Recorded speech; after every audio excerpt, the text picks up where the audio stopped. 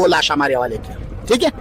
और फिर अभिनंदन को हमारे एक छोटे बच्चे ने जहाज में गिराया, वो नहीं तो मुचल रो रहा था बच्चों, उसका खुदा की कसम उसका पेशाब में देख रहा था जब उतर रहा था। अबे मैं कहा दस्ती गेम चलाया अपने ऊपर किया। मोदी हमेशा करप्ट रहा, मोदी हमेशा धांधली से आया, हिंदुस्तान के अंदर भी मोदी को नहीं मानता है।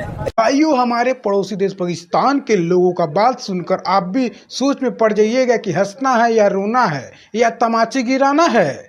ये बोल रहे हैं कि हम हिंदुस्तान से कुश्ती लड़ेंगे जिनके पास खाने को आटा नहीं है।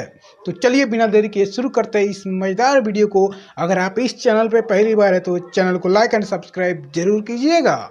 तो चलिए शुरू करते हैं। दस्ती गेम चलाया अपने ऊपर किया। मोदी हमेशा करप्ट रहा, मोदी हमेशा धांधली से आया, हिंदुस्तान के अंदर भी मोदी को नहीं मानता है। चुप कर बे कुत्ते। इंडिया, आप कह रहे हैं कि धांधली से है। आपको पता है इंडियन प्राइम मिनिस्टर को 2024 के अंदर कितने वोट मिले, 2025 के अंदर अभी जो इलेक्शन हुए कितने ज्यादा उनको वोट मिले, और सबसे ज्यादा आपको पता है उन्होंने सीटें ली हैं। और इस वक्त इंडियन प्राइम मिनिस्टर तीसरी मर्तबा गवर्नमेंट कर रहे हैं इंडिया के अंदर। बहुत ज्यादा लंबी उन्होंने गवर्नमेंट की और पॉपुलर लीडर है इस वक्त जो इंडिया के अंदर। अगर वो इस तरह करता रहता है ना पॉपुलर लीडर के हिसाब से, तो उसके ऊपर ट्रम्प वो क्यों लगा रहा है, या क्या नाम है वो टैरिफ जो लगा, वो क्यों लगा रहा है? टैरिफ तो पाकिस्तान के ऊपर भी 19% लगा है। अब आए ना लाइन पे। नहीं 19 लगाया, उसका तो 50 लगाया, उसका तो 50 लगाया ना, 19 लगाया उसका तो 50 लगाया। 20 किलोमीटर इंडिया के अंदर शहीद हो गया। इंडियन आर्मी ने वो लाश हमारे हवाले की, ठीक है। और फिर अभिनंदन को हमारे एक छोटे बच्चे ने जहाज में गिराया, वो नहीं तो मुचल रो रहा था बच्चों, उसका खुदा की कसम उसका पेशाब में देख रहा था जब उतर रहा था। अबे मैं कहा टिश्यू पेपर तो दे इसको। पाकिस्तान को शर्म आ रहा था कि एक मुर्दार कैदी को हमने इधर रखा हुआ है जेल में। पाकिस्तान ने अपने बदनामी से दे दिया कि भाई ये कचरा ले लो, हमारे पास तो हटे कटे है। मैं खुद देख रहा था जब बच्चे जो है ना उसको जो है ना आर्मी जो गांव के लड़के पहुंच गए थे उसके पेशाब उतरा। अबे मैं कहा टिश्यू पेपर तो दे इसको। हिंदुस्तानी पाकिस्तान का कुछ भी नहीं बिगाड़ सकता है इंशाअल्लाह। माँ खराब हो जाएगा, मैं माँ अम्मा बहन पे आ जाऊंगा, मैं इनकी अम्मा बहन पे आ जाऊंगा। शोबा बता दें जिसमें आपको लगता है अभी हम भारत से आगे हैं, कोई एक शोबा मांगने में हम उनसे आगे हैं। नहीं, बस मेरा सीरियस क्वेश्चन था कि मेरा भी सीरियस ही है भाई। हम मांगने में उनसे आगे हैं, वो टेस्ला में जा रहे हैं आगे हमसे, हम तसला में। बात तो सही है। हमारे पास तसला है, कटोरा है, हमने तसला पकड़ा हुआ है, उन्होंने टेस्ला पकड़ लिया। ठीक है, हम भीख मांग रहे हैं, दर दर पे जाके भीख मांग रहे हैं। ये पाकिस्तान एक रहने के एतबार से एक जंगल की मानद है। यहाँ पे सर्वाइवल बहुत मुश्किल है, बहुत मुश्किल। गंदे नाले में डूब के मर क्यों नहीं जाते? हिंदू इससे खुद तंग है, ये नहीं कि हिंदू से खुश है, हिंदू से खुद तंग है। दलित तंग है, दत्त तंग है, तिवारी, ये राजपूत, राठौर वगैरह ये खुद इससे तंग है। मोदी दुनिया का दहशतगर्द बंदा जो है वो पहला मोदी है, दूसरा पे नेतन्याहू है, चौथा पे ट्रम्प है। ये दुनिया के सबसे बड़े दहशतगर्द है। और खाओ माँ कसम।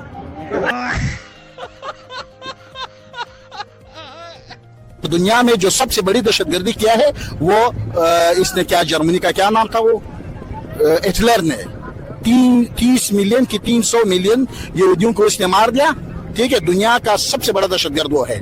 और इस वक्त इसराइल दुनिया का सबसे बड़ा दहशतगर्द है। जो गजा में मुसलमानों की गर्दनें काट रहा है वो किसी को दिखाई नहीं दे रहा है। ये बातें बताई नहीं जाती, नजर लग जाती है। के राफेल तैयारे जो तकरीबन 240 मिलियन डॉलर की मालियत है और वो उसकी बैकबोन है, उसकी दिफाई निजाम की जो है वो बैकबोन है। वो दिफाई तैयारे हमारे सिर्फ JF-17 शाहीनों ने मार गिराए और भारत की तमाम उम्मीदों पे पानी फेर दिया। भारत ये बात भूल गया कि जंग कभी भी हथियारों से नहीं बल्कि हौसलों से लड़ी जाती है। 1947 की जंग भी हौसलों से लड़ी गई थी, 1965 की जंग भी हौसलों से लड़ी गई थी, 1971 में भी ये जंग जीती जाती अगर भारत हमारी पीठ पे वार ना करता। फेंको अपनी पूरी शक्ति के साथ फेंको। हमारे फौजी जवान सियाचिन की चौकियों में बैठे हुए हैं, सियाचिन के पहाड़ों में बैठे हुए हैं और राजस्थान की रेतों पे कुर्बानी दे रहा है। राजस्थान तो इंडिया के अंदर है, वहाँ पे तो पाकिस्तानी फौजी थोड़ी है, तो सिंध के अंदर होते हैं ना। तो सिंध के अंदर हमारे तरपारकर हमारे मुजाहिदीन फौजी नहीं बैठे। फिर हम कमजोर नहीं है, सिर्फ ये वहम है इंडिया का। अबे साले। लेकिन अभी आपको पता है इंडिया ने इतनी टेक्नोलॉजी हासिल कर ली है, जंग के अंदर बहुत ज्यादा इंडिया एडवांस हो गया। इंडिया ने बहुत हेवी किस्म के और बहुत ज्यादा बड़े हथियार इंडिया ने खरीद लिए। हमने जितने मुजाइले ट्राई किया है सब कामयाब हुआ है। आपने देखा है, तारीख देखो, गूगल देखो।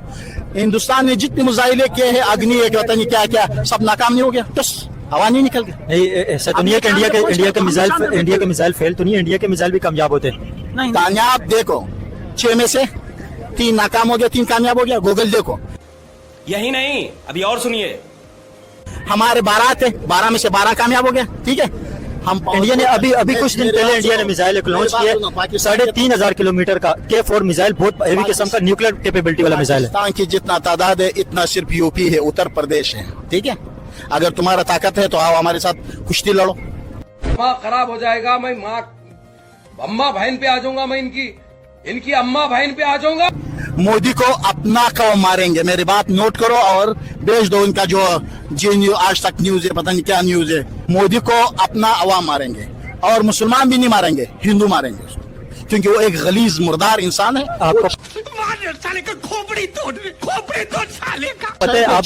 आपको पता है इंडिया के अंदर सबसे ज्यादा लंबी गवर्नमेंट करने वाले कौन है? सबसे ज्यादा गवर्नमेंट किसने की है? Indian prime minister Narendra Modi ने की है। 2014 से लेकर अभी तक वो गवर्नमेंट के अंदर है, और उन्हें इंडिया के हिंदू ही वोट देते हैं, इंडियन पब्लिक उन्हें हर कोई वोट देता है इंडिया के अंदर। शाबाश।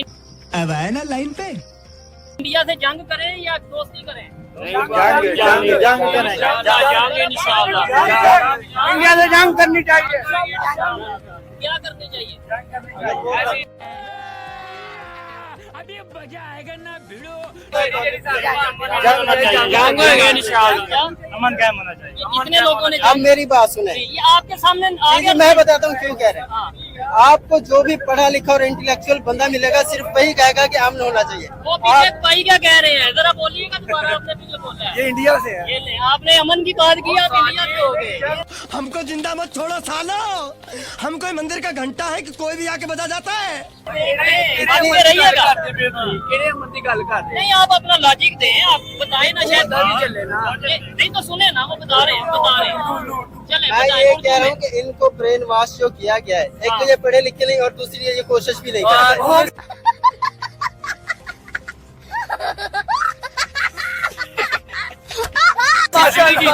नहीं, आप इधर आए भाई, आप इधर आए, देखें बात होनी चाहिए लॉजिक से। आपने बोला अमन होना चाहिए, ये भाई कहते हैं जंग होनी चाहिए। मैं अपनी भी ओपिनियन दूंगा, लेकिन पहले आप दोनों को सुनूंगा। आप 2-3 रीजंस बता दें क्यों अमन होना चाहिए। उधर देखिए, अमन इसलिए होना चाहिए, एक तो हमारे माली मामला ठीक रहेंगे। अगर हमारी तिजारत होती है इंडिया के साथ, जो कि बंद है अभी बिल्कुल ही, तो उसके साथ हमें माली मामलात में बेहतरी आएगी और हमारी इकोनॉमी बेहतर होगी। इस तरह अगर इधर अमन होता है, बजट लगाते हैं वो थोड़ा, इतना हमारा जो बजट है दिफाई बजट, उसमें भी कमी आ सकती है, और वो जो पैसा बजट दिफाई बजट में लगता है वो हम पर लग सकता है।